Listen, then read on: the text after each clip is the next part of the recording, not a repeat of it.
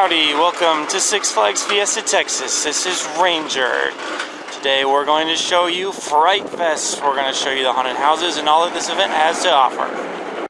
So the new ride for 2019 is finally finished. It's the Joker Carnival of Chaos, and look at this entry. Very, very nice. This is the world's tallest pendulum ride at 170 feet. Goes up to 75 miles per hour, the sign says. Tied with several other of these identical attractions at other parks. A nice addition to this park. Across from the Joker is the successfully rethemed DC supervillain swing. It looks very nice, and they've got the epic music blaring in the background. It's a nice touch to this area. So the haunted mazes are an upcharge here at Fright Fest. The pricing is not exactly simple. You can see what category you figure out and what product you would like, and then you can see the price. So everything is included in this event except for the 6 haunted mazes. In the boardwalk section by Pandemonium, we have Carnival 3D. Now this is a 3D haunted house where they give you glasses, but these are not your typical red and green style 3D glasses. They're the newer gray filtered ones. And so they give you a black light, and it's pitch dark in there. So the only way you can see is by shining this black light on the walls. And the 3D effects are better than any other 3D haunted house I've ever seen. This was actually a surprise. This was a good house. The Rockville High School has now turned into the Rockville High School. This is your typical zombie high type of attraction. This is the longest attraction that they have here. Well, it's the longest one that's inside of a house anyway.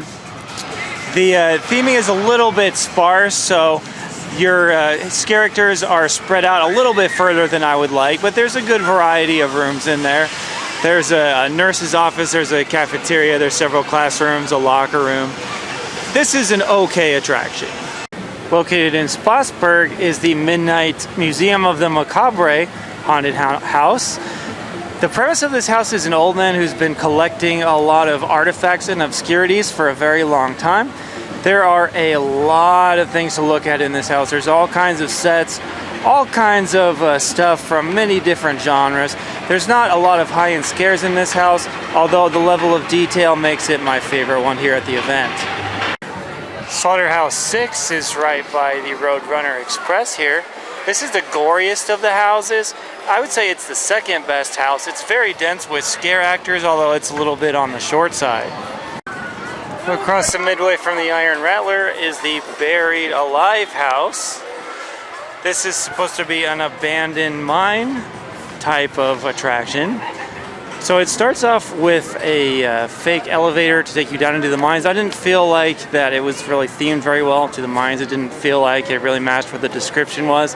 I would say this was not one of the better houses here. There were not very many scare actors, and it was not very long. The water in the gully washer ride has been dyed. It looks pink. I think it's supposed to be more like red, but it definitely looks pink. But in the queue of this ride, there is a haunted attraction called Blood Bayou. This was definitely the most disappointing attraction for me. It basically was just a walk through the entrance and exit of the gully washer.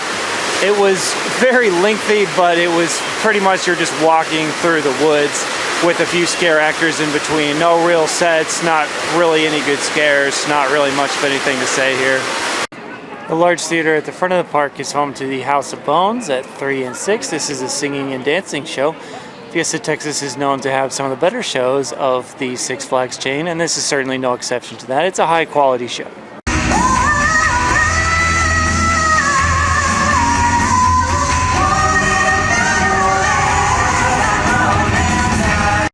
Across from the Boomerang is another show. I'm not going to try to pronounce that as my Spanish is not good at all, but this is a Hispanic themed Halloween show. This is the Sundance Theater, and it is home to Creature Feature 2, Monsters in Paradise. This show features monsters that are on vacation, so it's a little bit different spin on the typical Halloween show. There was some comedy in there and a lot of parody songs, and I thought this was the best show here at the event.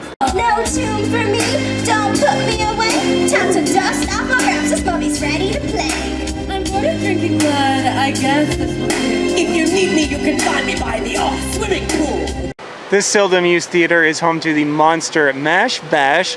This is a singing and dancing show that happens at the end of the night. This is by the hill where they project the images during the summertime. This is where this is. This was a good show. It's quite lengthy. The singing and dancing is good, although it didn't really feel like a haunted show to me, though. It just felt like your run-of-the-mill type show. So this area by the waterfall becomes Aftermath, a scare zone at 7 p.m. The scare zones are included with your tickets. There's a few characters and some theming along the way. There are 5 of these total. That's all I've got here from Fright Fest here at Six Flags Fiesta Texas. I want to thank you very much for watching. Be sure to watch all of our other videos on the In the Loop channel. We've got some Halloween coverage from parks across the country. And I'll see you next time. This is Ranger signing off.